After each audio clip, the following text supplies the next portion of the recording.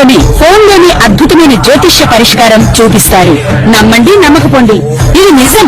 శ్మశానకాళి Rudra Chowdi Devi ఆరాధకులు number 1 వశీకరణ specialist Guruji.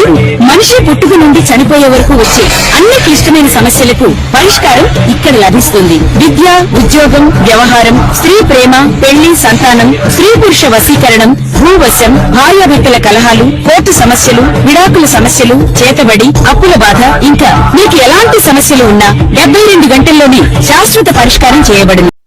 Shri గురుభ్యో నమః. శ్రీ మహాగణాధిపతే నమః. శ్రీ మహాసరస్వత్యై నమః. హరి ఓం. శ్రీమాత్రే నమః. ప్రేక్షకులందరికీ ఆగస్టు మాస ఫలితాలు, శ్రావణ మాసము అట్లాగే భాద్రపద మాసము రెండు కూడా మనకు కలిపి ఉన్నది ఆగస్టు మాసంలో. ఈ ఆగస్టు మాసంలో ముఖ్యంగా వినాయక చవితి, గురు పుష్య యోగము, అలాగే ఋషి పంచమి, దూర్వాష్టమి వ్రతంతో ముగుస్తుంది.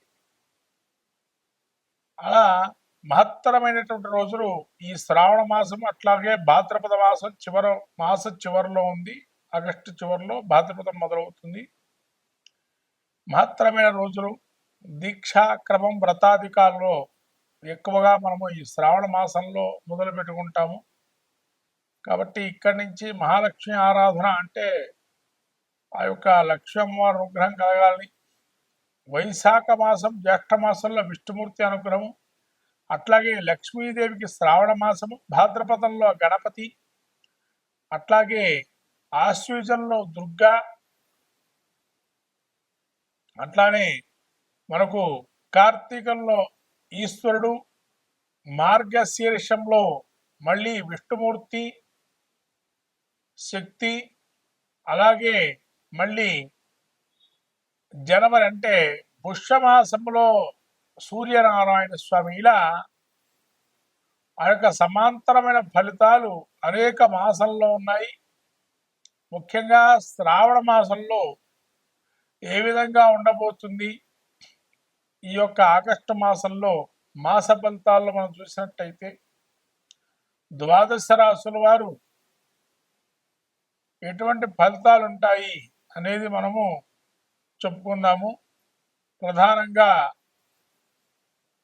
ఈ యొక్క మేషరాశి వారికి ఏ విధంగా ఉండబోతుందో ఈ యొక్క శ్రావణ భాద్రపద మాసాదుల్లో ఆగస్టు మాసంలో ఫలితాలు చెప్పుకుందాము. ఆగస్టు మాసం, భాద్రపద, శ్రావణ మాసాల్లో ఏ విధంగా ఉండబోతుంది? వృశ్చిక రాశి వారికి విశాఖ నక్షత్రం 4వ పాదము, అనురాధ నక్షత్రం 4 పాదాలు, జ్యేష్ఠ నక్షత్రం 4 పాదాలు ఈ యొక్క వృశ్చిక రాశి. వృశ్చిక రాశి గ్రహస్థితి చూస్తే చతుర్థమందు రాహు, వక్రగమనంలో శని పంచమ స్థానము, గురు శుక్రుడు ఇద్దరు అష్టమంలో ఉండడము, అలానే 9లో బుధుడు, రవి, తదుపరి 10లో రవి, కేతువులు, ఏకాదశంలో కుజుడు. ఇటువంటి గ్రహస్థితి చూసినట్టయితే ముఖ్యంగా ఏ విధంగా ఉండబోతుంది వృశ్చిక రాశి వారికి అంటే వీరికి కొంతవరకు బంధుమిత్ర విరోధాలు, మాట వాగ్వైఖరి వల్ల కొంత ఇబ్బందులు కలగటము, చేతులకి కాళ్ళకి సంబంధించిన ఇబ్బందులు కలగటము, వాహన ప్రమాదాలు కలిగే అవకాశం ఉంది. అలానే సంతానమూలకంగా ధనష్టమయ్యే అవకాశం ఉంది.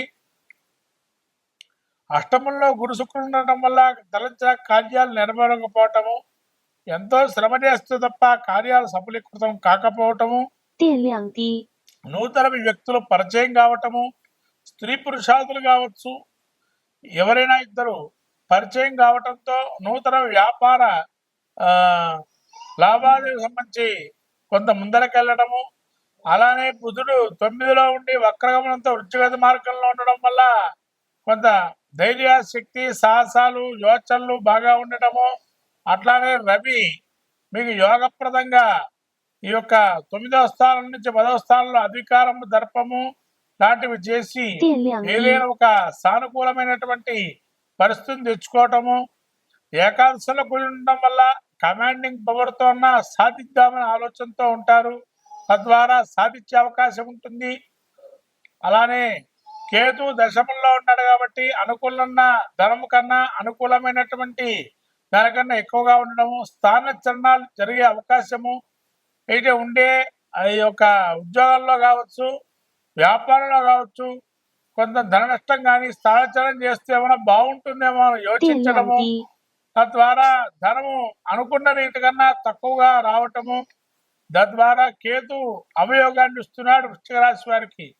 కాబట్టి గణపతి ఆరాధన రాబోయే శ్రావణ మాసంలో గణపతికి, లక్ష్మీదేవికి తామర పూసలతో జపం చేయటం వల్ల, గరికతో గణపతిని అర్చన చేయడం వల్ల స్థిరలక్ష్మీ ప్రసాదం కలిగి ఆ యొక్క అమ్మవారి అనుగ్రహం కలుగుతుంది. కాబట్టి తప్పనిసరిగా రాబోయే గణపతికి మహాలక్ష్మి ఆరాధన చేయడం వల్ల మంచి ఫలితాలు వస్తే వృశ్చిక రాశి వారికి. శ్రీమాత్రే నమః. 电量低， మొత్తం మీద ద్వాదశ రాశుల వారి పరిస్థితి చూసినట్టయితే 电量低， మిశ్రమ ఫలితాలు కొన్ని యోగాన్ని ఇస్తున్నాయి, కొన్ని అవయోగాన్ని ఇస్తున్నాయి. శ్రావణ మాసంలో ముఖ్యంగా మనకు వచ్చే హయగ్రీవ జయంతి అందరూ కూడా జరుపుకొని మన వేద విద్యలు కానీ విద్యా సంపదలను పెంచుకునే అవకాశాన్ని ఇవ్వండి. వేదాన్ని సంబంధించిన విషయాల్లో చర్చాగోష్ఠి కానీ వేద విద్యను కానీ అభ్యసించినట్టు వారికి కొంత సత్కారాలు చేయటం వల్ల ఈ అవయోగాన్ని కూడా తొలగిపోతాయి. అలాగే రానున్న వినాయక చవితి రోజున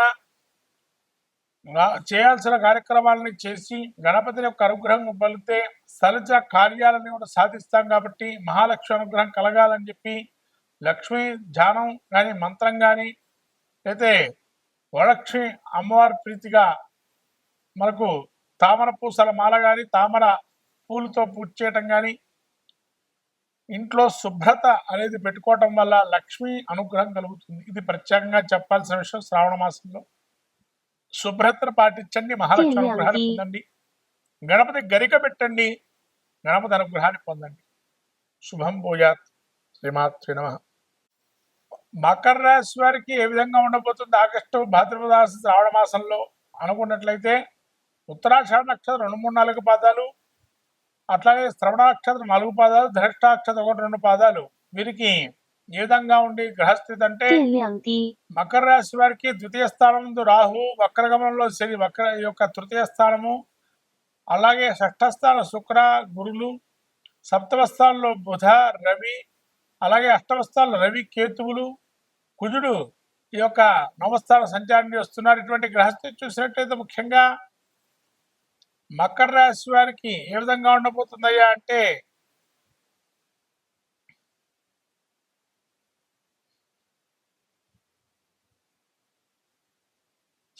电量低， వీరికి యోగప్రదంగా ఉంది. ఏదైనా కూడా కదల్చిన కార్యాలు వ్యవహారాలు ధనలాభాలు ఉంటాయి. ధన నష్టం జరిగినా కొంతవరకు ఆర్జించిన ధనాన్ని సంతాన మూలకంగా ఇబ్బందులున్నా కూడా వాటి నుంచి బయటపడతారు. ద్వితీయంలో రాహు ఉండడం వల్ల కొంత ధన నష్టం జరిగినా ఆలోచన క్రమంలో బాగుంటుంది. శని వక్రగమనంలో ఉన్నాడు కాబట్టి ధన నష్టం అయ్యే అవకాశం ఉంది. తలంచిన కార్యాలయ కుటుంబంలో కానీ వ్యతిరేకించే వాళ్ళు ఉంటారు. ధారాపుత్ర విరోధాలు ఎక్కువగా జరిగే అవకాశం ఉంది. అంటే ఇంట్లో వాళ్ళే మీకు ఒక ఇంట్లో వాళ్ళతో ఇబ్బందులు కలగడం అవకాశం ఉంది. నూతనమైన ఏదైనా శుక్రుడు గురుడు షష్ఠ స్థానంలో ఉండడం వల్ల వ్యాధులు వచ్చే ఏదన్నా వ్యాధులు ఉన్న వ్యాధులతో కొంత ఇబ్బంది పడే అవకాశం ఉంది. ఏదైనా కొత్త వ్యాధులు కొంతమందికి ఈ డయాబెటిక్స్ లాంటివి వచ్చే వ్యాధులు వచ్చే అవకాశం ఉంటుంది. అందులో శుక్రుడు అవయోగాన్ని ఇస్తున్నాడు. నీచమైనటువంటి దుష్ట సాంగత్యం ఏర్పడే అవకాశం ఉంది. 电 అట్లనే 量低， బుధుడు కూడా మీకు సప్తమ స్థానంలో సంచారం చేస్తున్నాడు. ఉద్యోగ మార్గంలో సమయ రీతిలో వస్తున్నాడు. బుద్ధి కుశలతో ఆలోచించి సమస్యకు పరిష్కారం ఏర్పరుస్తారు. రవి కూడా యోగప్రదంగా ఉన్నా కొన్ని రోజుల వరకే పక్షం రోజులే ఉన్నాడు. మరి పక్షం రోజులు అష్టమ స్థానం సంచారం చేయడం అంత అనారోగ్యము, విపరీతమైన వేడి, ఉష్ణ శరీరము పెరగటము, అకాల భోజనము, అలానే సకాలంలో కొన్ని పూర్తిగా పనులు కాకపోవడం, నిర్ణయాలు తీసుకుంటారు. అయిపోతుందన్న పని మధ్యలో మళ్ళీ ఆగిపోవడం, బ్రేక్ రావటం ఇలాంటి జరిగే అవకాశం ఉంది. 电量 అలా 低， కుజుడు 9వ స్థానంలో సంచారం చేస్తుండడం వల్ల స్థిరాస్తి కానీ భూ సంబంధ విషయాలు కానీ కొంత నిర్ణయం తీసుకునే అవకాశం ఉంటుంది. స్థిరాస్తి కొనుగోలు కానీ అమ్మటం కానీ చేద్దామని మనసులో ఒక భావన కలుగుతుంది. అలాగే రక్తానికి సంబంధించిన కొంత ఇబ్బందులు అంటే రక్తహీనత కావచ్చు, లేదా రక్తానికి సంబంధించినటువంటి కొంత మీ యొక్క శరీర దారుఢ్యంలో కొంత రక్తాన్ని హీనత కలిగే అవకాశం ఉంటుంది. కాబట్టి ఆరోగ్యం కొంత జాగ్రత్తగా చూసుకోండి. దారపుత్ర విరోధాలు అన్ని సవ్యంగా అవన్నీ కూడా తొలగిపోతాయి కొంతకాలానికి. కానీ ఆగస్టులో అవి ఉన్నాయి కాబట్టి ఎక్కువగా మీరు నోటు వాక్కు ధరణ ప్రదర్శించకండి. నాకే జరుగుతుందని మీరు అనుకోవద్దు. కొంతకాలం అయితే ఇవన్నీ సమస్యకు పరిష్కారం వస్తాయి. ఈ ఆగస్టు మాసంలో కొన్ని ఇబ్బందులు పడే అవకాశం ఉంది కాబట్టి మీరు ఇటువంటి ఇబ్బంది నుంచి బయటపడటానికి గ్రామదేవతారాధన కానీ, చండీ సప్తశతి పారాయణం కానీ, సప్తశ్లోకి కానీ, అలానే దగ్గరలో ఉండేటువంటి శివాలయానికి వెళ్ళి అభిషేకం చేసుకోవటం, అట్లానే గురు చరిత్ర పారాయణ చేయడం, సాయిబాబా గారి, దత్తాత్రేయ స్వామి, రాఘవేంద్ర స్వామి కానీ లాంటి వాళ్ళకి చేయటము, గురువారం రోజున అవకాశం ఉంటే అన్నదానం చేయటము, తద్వారా మంచి ఫలితాలు పొందుతారు.